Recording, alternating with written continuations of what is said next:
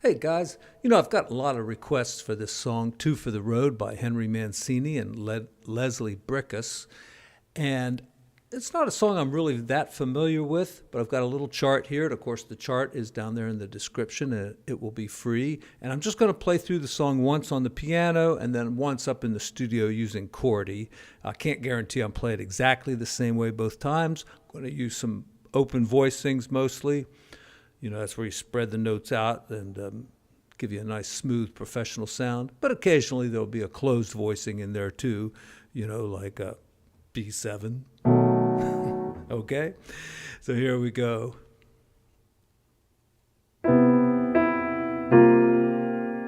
Already I'm reharmonizing a little bit with C major 7th and then C dominant 7th. So I don't know if that's right or not. I like it.